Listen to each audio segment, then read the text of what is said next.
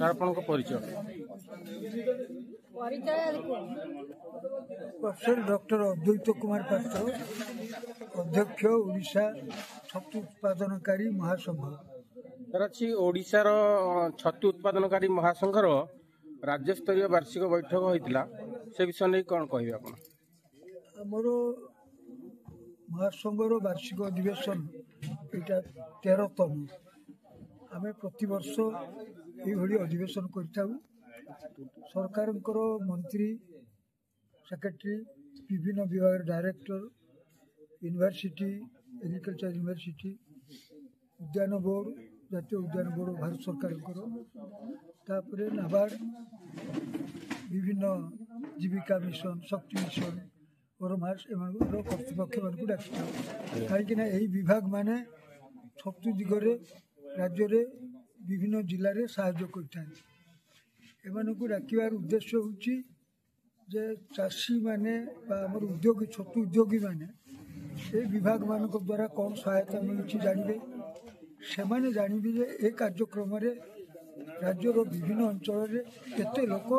सामिल होती दुईटी कथा हे द्वितीय निजर भाईचाराटा बढ़ा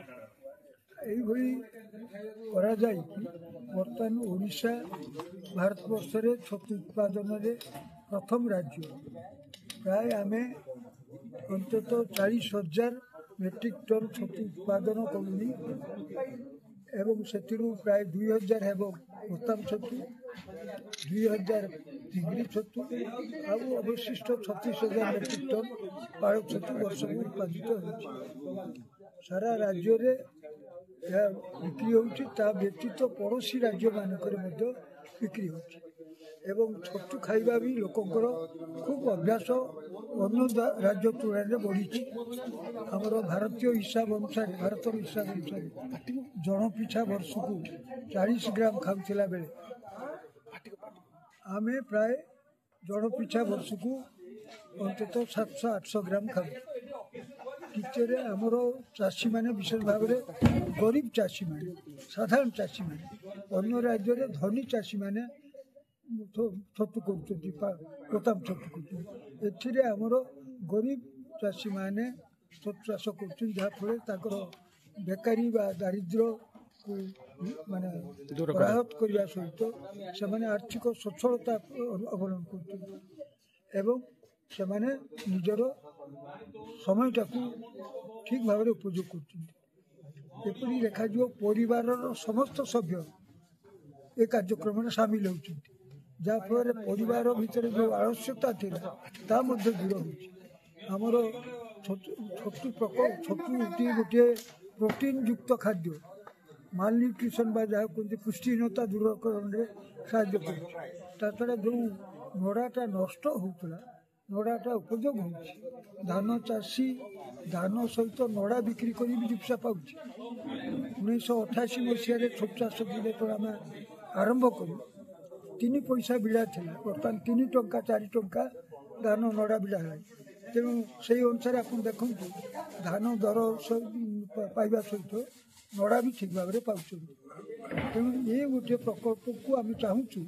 यही जो छतुटी सारा भारत वर्ष किभली उपलब्ध हेबे तेणु से सरकार साहाय्य आम आशा करुचु विशेषकर मार्केटिंग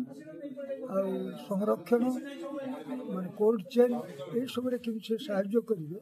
ए दिगरे आम सरकार को दाबी करुचु एवं सरकार को चाहूँ